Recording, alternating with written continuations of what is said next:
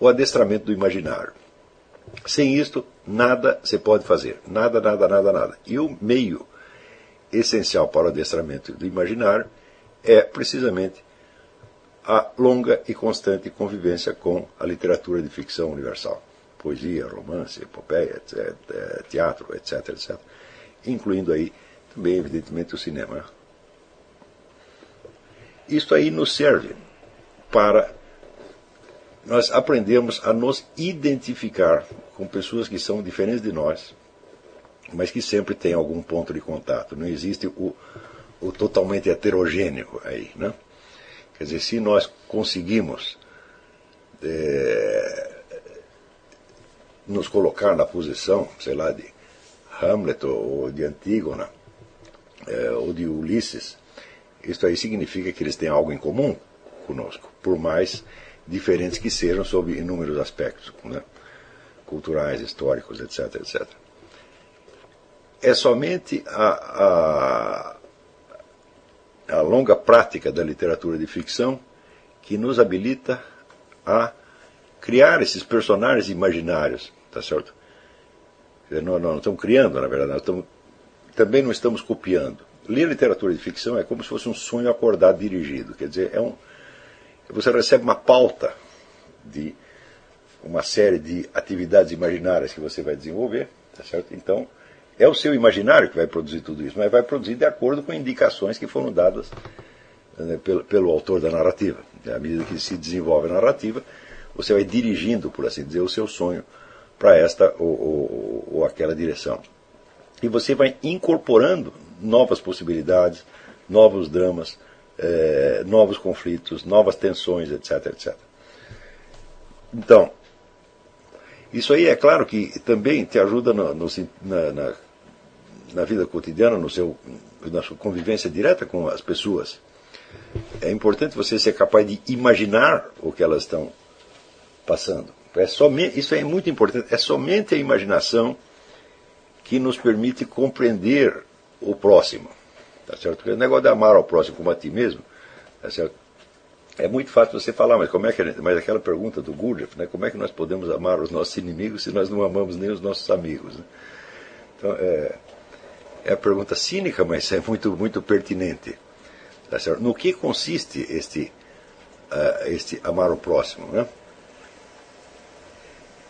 E consiste, em primeiro lugar, em tentar compreendê-lo como ele mesmo se compreende, e não desde fora, e não julgá-lo desde fora, desde um estereótipo ou de um padrão qualquer que pode não se aplicar ao caso. Quer dizer, aí tudo consiste em você ir do abstrato para o concreto, em você ir do genérico para o particular e o individual. Tá certo? Claro, o individual nunca pode se desligar do genérico, senão ele se torna absolutamente ininteligível. Tá certo? Ele pode ser percebido, mas não inteligível. Por outro lado, o genérico, o abstrato, o universal, ele é sempre o padrão pelo qual nós julgamos as coisas, mas se o padrão universal não está adequado à situação concreta e individual, então você está cometendo uma injustiça, você está deslocado em relação à realidade, você está julgando de acordo com uma lei que não é pertinente ao caso. Tá certo? Então, essa arte de você compreender as pessoas, ela depende inteiramente da amplitude do seu imaginário, da sua capacidade de você vivenciar imaginativamente situações que você nunca viveu pessoalmente, dramas que você nunca teve, sofrimentos que você nunca padeceu, alegrias que você nunca desfrutou, esperanças que você jamais compartilhou e assim por diante. Tá certo? É só assim que você vai incorporando esses vários personagens. Quanto mais personagens você tiver na cabeça, mais facilmente você os combinará para compreender um novo personagem, seja o personagem adquirido da leitura de ficção, seja pessoas conhecidas na vida real. Tá certo? A leitura da ficção tem a vantagem de que ela nos fornece somente aqueles episódios que são pertinentes a um drama em particular, ao passo que na vida real nós vivemos uma pluralidade de dramas inconexos. Tá certo? Quer dizer, o sujeito pode ter, por exemplo, sei lá, um problema dentro da família, outro problema completamente diferente no emprego, um terceiro conflito com o vizinho e assim por diante. Quer dizer, esses vários conflitos não vêm das mesmas causas e eles são perfeitamente inconexos, tá certo?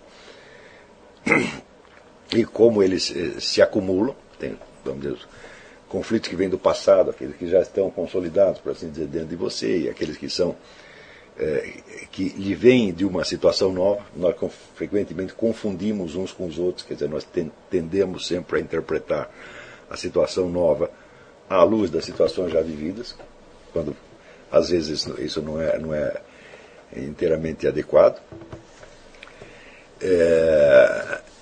Em suma, nós vivemos numa espécie de malha, tá certo? De conflitos diferentes e heterogêneos, tá certo? Que não tem unidade em si mesma e que só adquire unidade à luz, vamos dizer, do seu projeto biográfico. É quem você quer ser, são os seus objetivos na vida que vão articular, de certo modo, retroativamente, as várias significações dos vários conflitos e situações que você vive. Quer dizer, elas adquirem um sentido para você em face do seu objetivo, tá certo?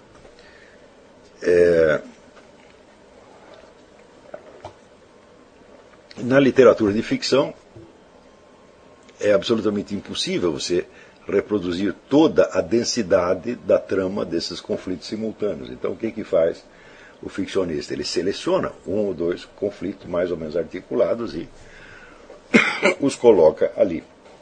Às vezes há uma tentativa de você articular conflitos heterogêneos, tá certo? Na ficção, tá certo? Como, por exemplo, quando você lida com esses grandes panoramas ficcionais, onde uma multiplicidade de personagens inconexos e que se desconhecem vivem, vamos dizer, no mesmo lugar ou atravessam a mesma situação histórica, né? Então, um exemplo é esse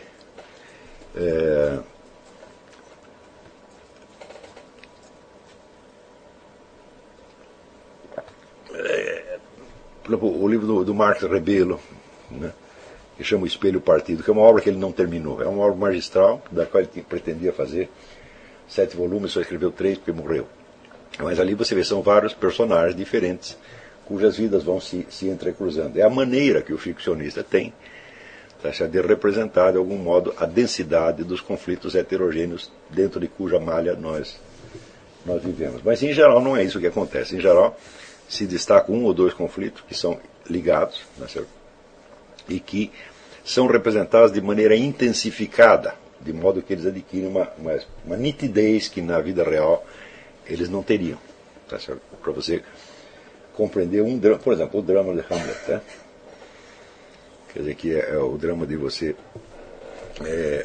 vingar-se ou não vingar-se de uma ofensa cometida.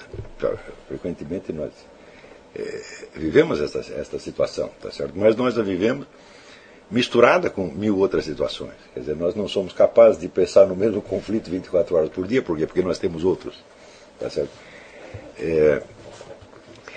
Então, a ficção nos dá, por assim dizer, uma série de uma galeria de situações dramáticas, né?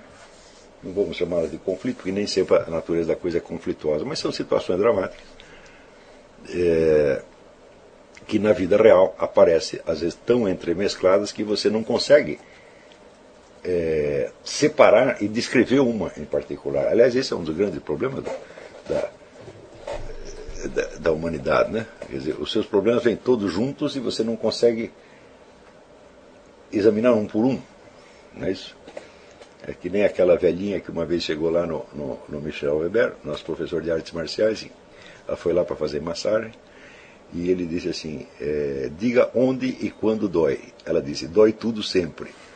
Bom, aí é impossível você tratar de um problema, né, tão onipresente e tão constante, né?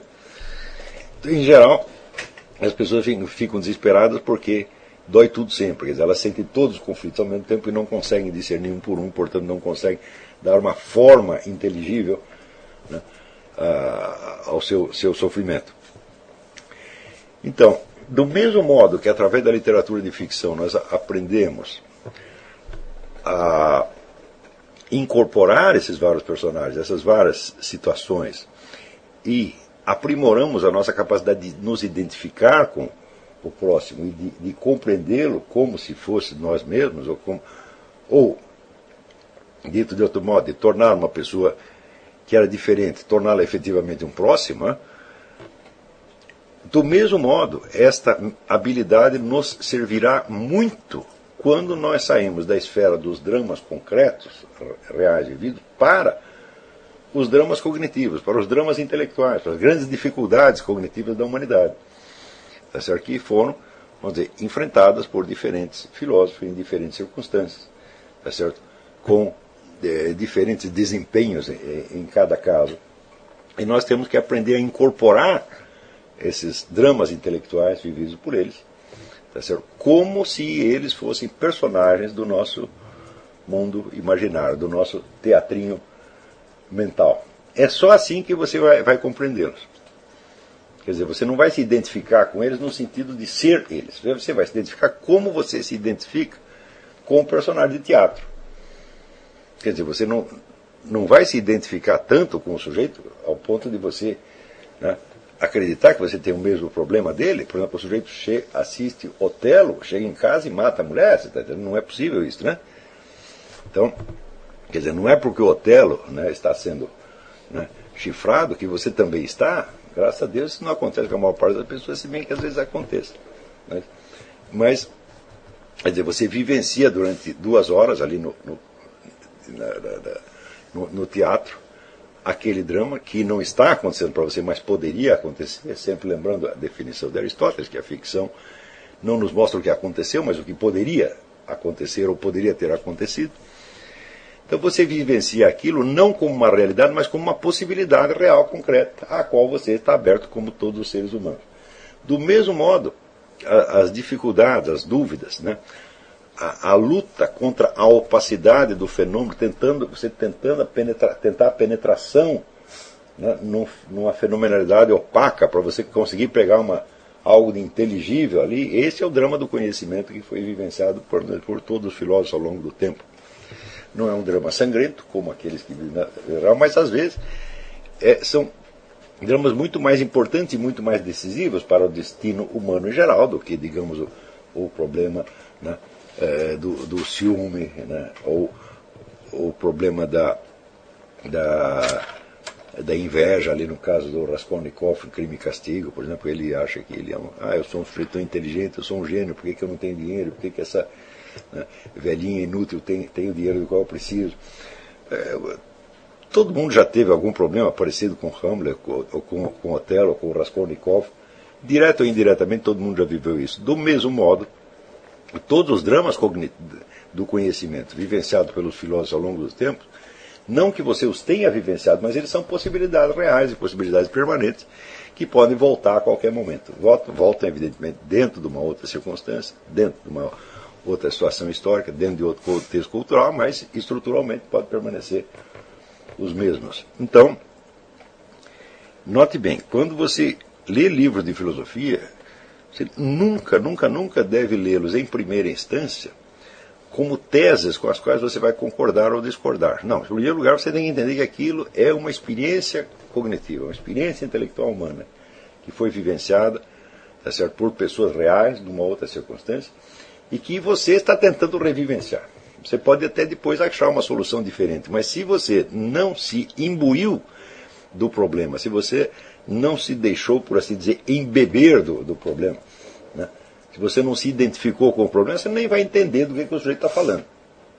Tá certo? Então, esta abertura para todos os livros de filosofia, entendendo-os não como verdades ou mentiras que você vai proclamar ou impugnar, mas como expressões de uma busca humana, expressões de um esforço humano, expressão de uma experiência humana, né? Este é a primeira coisa que você deve buscar na leitura dos livros de filosofia. Porém, note bem, se você não aprende primeiro a absorver os dramas concretos humanos, muito menos você vai pegar os dramas cognitivos. Por isso é que eu digo, primeiro, muita literatura de ficção. Tá certo? Note bem, e você tem que ler essa literatura não como literatura, ou seja, não como as lê um estudante de letras, não como objetos de estudo. tá certo? Mas simplesmente como documento da vida humana. Ou seja, as obras não interessam tanto em si mesmas, enquanto textos, mas enquanto depoimentos. Tá certo? Encará-las como textos, como estruturas, etc. Esse é outro problema que pode ser tratado separadamente mais tarde e que também faz parte, evidentemente, da formação intelectual, né? Mas não num primeiro momento. Então, este é o primeiro bloco, o adestramento do imaginário. O adestramento do imaginário pode prosseguir, tá certo, num estudo mais aprofundado da psicologia, tá certo? Também entendida não como disciplina teórica, como disciplina filosófica ou disciplina científica em si mesma, tá certo? Mas como elemento auxiliar para a sua compreensão dos seres humanos reais, seja nos seus dramas existenciais, seja nos seus conflitos de ordem cognitiva, né? Então, mais tarde nós vamos ver um pouco disso aí também.